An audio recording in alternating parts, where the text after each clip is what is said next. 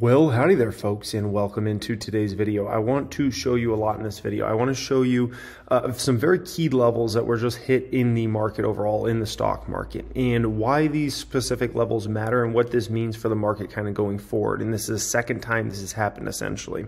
I also want to discuss in today's video why I keep buying even, with everything that's going on in the market. And we're obviously in a situation where there's potentially other indexes could go into bear market as well, and certain things could transpire here. Like, why do I keep buying? Like, for instance, this past week, I put another 50K in the market. We'll discuss that as well, which I think is an important subject when you're in a bear market, when you're in a downtrending market that's getting absolutely torn up, and you keep buying, and it's like, well, why even keep buying? Like, why not wait a few months or wait till the end of this year or something like that? So we'll get into that as well. Hope you guys enjoy this video. Okay, first off here, I want to discuss the fact that this is arguably the worst April I ever remember since I've been in the stock market. I've been in the market for about 14 years now, and I don't ever remember an April this bad. I'll just be honest. So far this month, okay, we're not even to the end of the month yet. The NASDAQ's down 10.67%. 10.67% this month. I just don't ever remember in April this bad. It's a disaster out there, an absolute disaster. I mean, 10.6% down would be a awful year for the market, right? If the NASDAQ was down 10.6% in a year, that would be awful. This is this month, okay? This is this month. And the worst part of this whole story is we still got all the big techs pretty much to report earnings, okay? And so, we can hope those will be good earnings, or maybe hope they'll be bad and we just rip the rest of this Band-Aid off of this market, essentially. But it's very, very clear the investors in the market, Wall Street, right? They are not putting money in risk assets, and especially when you see the NASDAQ. Now, keep in mind when it comes to NASDAQ, and this is very important to remember when you're thinking about the NASDAQ, very, very important, is the NASDAQ is not just comprised of growth stocks and tech stocks and those sorts of stocks. When you start going through what the NASDAQ consists of, you're going to see so many stocks that have nothing to do with tech, actually. It's not like the old school days where the NASDAQ was just some crazy high growth stocks. Actually, there's a ton of like stable companies in there now that actually have very, very low growth. So if the NASDAQ 100 was actually comprised of high growth stocks and like true tech type stocks like it was back in the day, I mean, the market would probably be down 15% or 20% so far this month when it comes to the NASDAQ, okay? And so there was something Kathy Wood pointed out a few months ago, and I hadn't really looked at the full NASDAQ 100 in a while, and then I looked at it and I was like, oh my gosh, yeah, she's right. Like it's not your grandfather's NASDAQ nowadays, let's put it that way. And so the fact that this baby's down this much, yeah, this is about the worst April, like I said, the worst April I can remember, at least. It's a disaster. S&P 500 is down about 7% so far this month, which once again is just awful. That's an awful month. Jeez, it's just vicious. If this is another, down week for the market, then the S&P 500 is going to finish down double-digit percentages, and you very rarely see the S&P 500 finish down double-digit percentages in a month. And, if this is another rough week, this upcoming week, the NASDAQ's going to be down 12 to 14% in a month. That's pretty darn crazy. Let's put it that way. Okay. Now, what is also simultaneously going on is the VIX is going through the roof right now, okay? This is also looking at just the month of April, what's happened in the VIX, and the VIX has gone up 42%.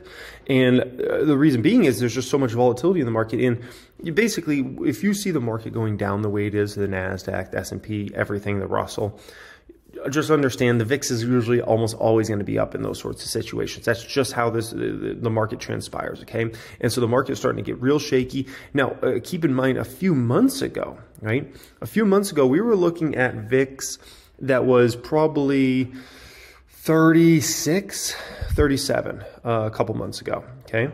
This was shortly after the whole Russia-Ukraine situation and whatnot. Now we're looking at a VIX that's actually far lower than that, yet the indexes are starting to reach levels they were at back then. And so it's very interesting to see that we're not even at that crazy fear time right now, but yet the indexes are just getting absolutely leveled right now, okay? Now, to add kind of insult to injury, mortgage rates just hit a 12-year high.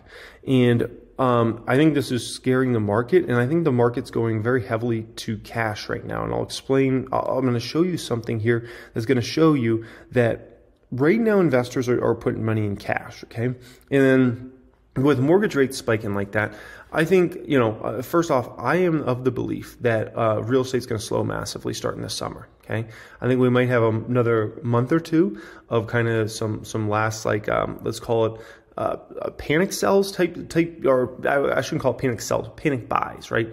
Where people are going to try to keep buying before mortgage rates go up. Anybody that's in the market right now are really going to get the pressure put on them, like, hey, we gotta buy now because mortgage rates are going up and up and up. So that could last for a couple months, but essentially this summer I think things are going to start to weaken in a major way. Mortgage rates going up this much, and there's kind of a fallacy that's told out there right now, right? And actually, I even heard my dad say this one night. He was talking about like how he used to pay like, I don't know, 8% or 10% mortgage rate, right? And folks talk about that back in the day. But what they continue to miss is the fact that homes are triple, quadruple, 5 times the value that they were back then for like a simple starter home, right? And so, and wages haven't gone up 3x, 4x, 5x since that time either. And so we're in this kind of pickle, in my opinion, when it comes to real estate, that's going to put us at jeopardy of either the market starting to just completely flatline or start going down. And I think we're going to have one of those two situations transpire in the real estate market. And this is another thing that breeds fear into the stock market, right? And housing is such a massive sector, and I think it's honestly way under respect. The housing sector alone produces millions of either direct or indirect jobs, the real estate industry, right? And also it's the biggest thing when it comes to consumer confidence out there. And if people start to see, oh boy, real estate's starting to drop starting this summer, and let's say sellers start to get desperate and the buyers just aren't there to pick up those properties, we could end up in a real pickle. And when it comes to buyers, sometimes buyers want to buy a property, right? But if mortgage rates just keep going up, they can't afford it, right? There's already a ton of people that have been priced out of this real estate market as it is, right? With the fact that homes have gone to insane prices. But then if you add on top mortgage rates going to 6%, 7%, we're already well over 5% on a 30-year now. To think it can't go much higher, especially when you look at 10-year treasury yields, which we're about to look at here in just a moment, it's very, very possible that we could be a 6% plus at some point this summer. And that's just a scary thought to think about when you're already in a insanely kind of overpriced real estate market as is. That's just gone insane, right? So this is 10-year treasury yields. And sometimes I just stay up late at night and I think to myself, wouldn't it be amazing if you could buy art pieces, right? Like high-end art pieces that appreciate great over time, like the billionaires and the multimillionaires do, right? And then I think to myself, oh my gosh, like a lot of these famous art pieces are $5 million, $10 million, sometimes even a lot more. And then I think, wouldn't it be cool if, kind of like a stock, you don't have to buy the entire company, you could buy like a piece of that, right? And own a piece of that artwork, and if and when it sells, you could get and appreciate it, you could make a bunch of money off that. Wouldn't it be amazing? Then you could kind of be like the billionaires and the multimillionaires, right? And I think that would be cool. If only there was a service that allowed folks to do that. Wouldn't that be big? And that is where today's sponsor, Masterworks, comes in. Check out the first link in the description. Also be the pinned comment down there to skip the wait list for Masterworks, which will allow you to buy ownership in art pieces that you choose to do so, and potentially sell them on the secondary market and get that appreciation that these great art pieces have over time. So make sure you check out first link in the description, pinned comment down there. Check out Masterworks and skip the wait list. Enjoy that. The yield's been spiking, insane. This is this month, okay? The month of April, yields are up 25% plus. That's ridiculous, okay? Ridiculous. That doesn't usually happen, for 25%. Like that's one of those sorts of numbers that's hard for me to even fathom, like how insane that is, okay? But the reason, the 10-year is spiking like this is people just don't want to own the 10-year. And why would you not want to own the 10-year right now, right? Well, essentially, you're looking at inflation of 8% or whatever right now, right? Meanwhile, you can only get 2% on a 10-year, right? And so you're like, okay, inflation's 8%. I only get 2% here. Well, shoot, that's not going to cut the mustard, right? That's like my dollars are going to get diluted so much. And so if you're looking at like In a perfect world, if inflation's at like 2%, then the 10-year would be at about 2% as well, or just slightly above 2%, right? So which means over the next 10 years, as long as inflation's around that range, your dollar wouldn't lose value in that, right? It would hold its value. But right now, treasury yields are spiking. Now, the interesting part of this is, I think the most interesting part that no one's talking about is, where is all that money going?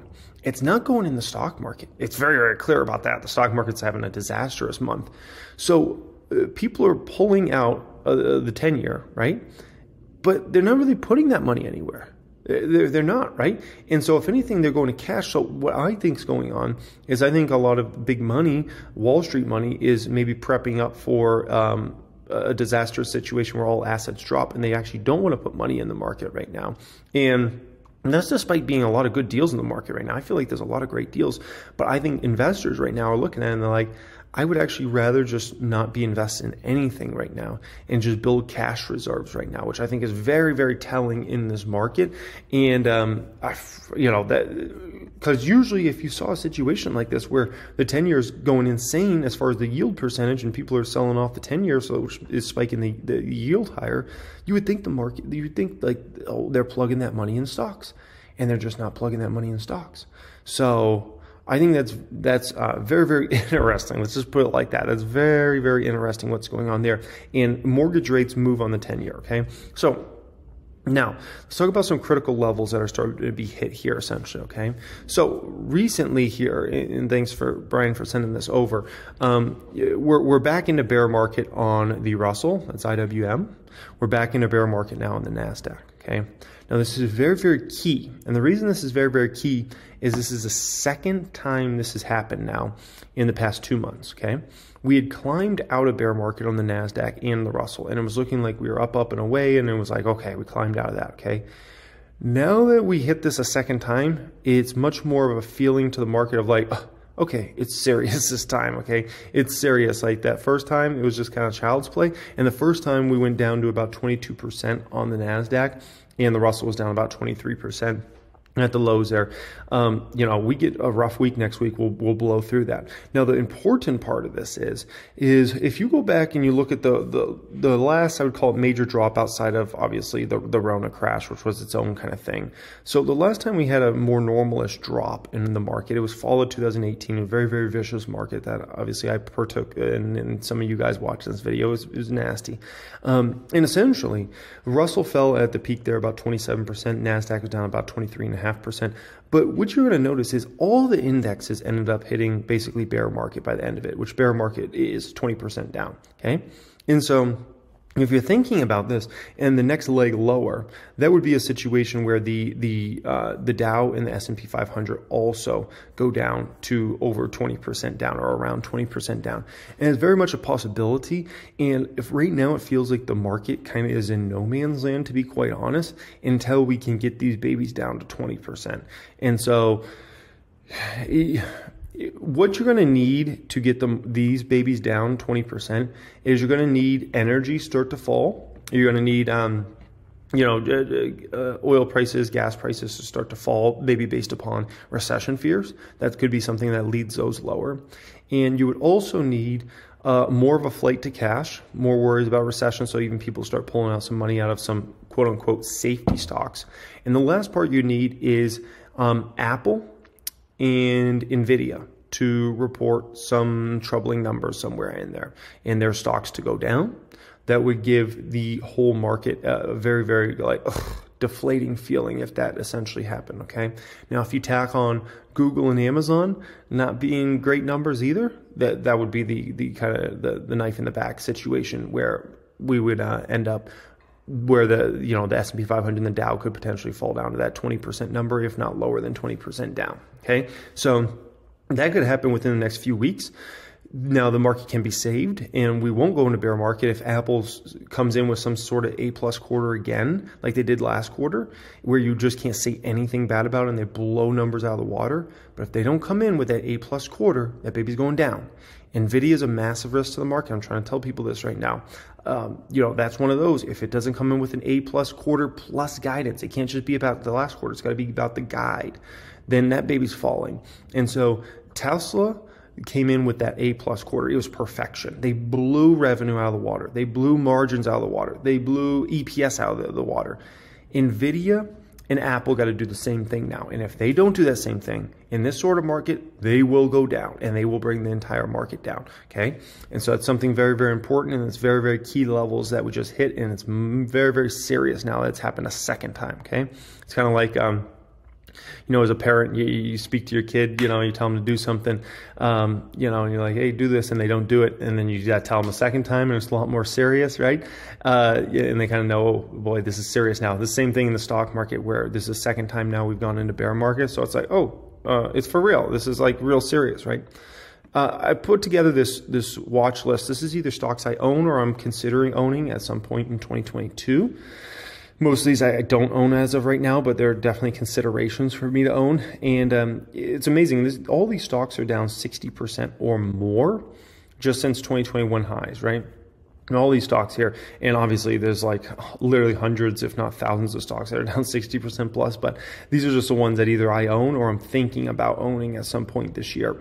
And so if you want to check out that watch list there, you know, there it is for you, okay? But and the last thing I want to speak about in this video is like, why do I keep buying in this sort of market, especially if we're talking about the potential, the real potential and possibility of S&P 500 also going into bear market and the Dow going into bear market over the, let's say, the next month or two, right? So for me, if I see great deals in the market, I have to take advantage of those deals in the market and not try to say, okay, well, we might fall again next month, or we might fall, you know, more this month, or we might go into bear market here and things like that. My job is I just try to keep it simple. Like, do I see great deals out there? And I buy those deals on a monthly basis, right? And I've been sticking to this plan since I started the market in 08, 09. And this is what I just always keep, regardless if it's a bull market, bear market, stagnating market, anything like that. I do kind of the same exact thing. And I can't look at a stock, right, and see it being what I feel is a tremendous value. And I think it's a stock that's going to double up, triple up, quadruple up over the next 5 years. I can't just sit there and say, well, it could go lower. And it's very easy to say that in a bear market, right, when everything's going down. It's very, very easy to say, well, it could go lower because that's just what you consistently get. But you can't hope that that continues to happen. And, you know, I look at a lot of stocks valuations and they're already so unsustainably low and so ridiculously low that I'm just like, I got to take advantage of these deals, right? And I'll give you a good example. You know, if we go back to the end of 2020, beginning of 2021, when there's countless stocks trading at ridiculous valuations, right? You couldn't count on those stocks continuing that trajectory, right? You knew it was a matter of time before those stocks came down in a massive way because they were at unsustainably high levels. And so there was a time period I looked at, and obviously I was putting money into some very value stocks at that given moment, right? Like I put $1 million plus in Walgreens stock. I had a ton of money invested in JP Morgan stock, like really boring stocks for me, because at that particular time, there was definitely a lot of, the market was very out of touch, and there was just a lot of stocks trading at insane valuations. Well, those days are long gone now. And now if I look at the market, there's a lot of stocks that are at unsustainably low prices. And I think there's tremendous values left and right out there, and I've got to take advantage of that. And maybe next month I get to buy all those same stocks for cheaper, and that's perfectly fine. That's the way it's been for the last 7 months in the market for me. Every single share I bought in almost every single stock, it's lower now than it was back then. And I know hindsight's perfect to say, see, I should have just waited till now to buy, or next month to buy, or next year to buy, or whatever, right? But at the end of the day, I keep it simple because otherwise your mind starts to get very, very confused very, very fast if you're just kind of waiting. And then you're like, oh, maybe now is the bottom. And then you jump in and then it keeps going down. You're like, oh, crap, I need to get back out. And you just, it's for me personally, it's not the game I like to play. I stick to my plan and I execute that plan. And that's something I learned in sports a long time ago. Like, you know, the best teams, they come in with a plan and they execute that plan to the best of their abilities. And if, you know, they go down a touchdown or something like that, they don't panic and freak out. And, you know, they stick with that plan. They do what works for them. And every once in a while, you're going to take some L's, and that's perfectly fine. You're not going to win them all. But you just got to stick to the plan, execute, and do that thing. And that's exactly kind of what I do. So that's my personal philosophy. It doesn't have to be everybody's, but that's what I like to do. And that's what I've been doing for a long time. And that's what I plan to continue to do for as long as I continue to play this game. So anyways, guys, much love as always. Hope you enjoyed this. Have a great day.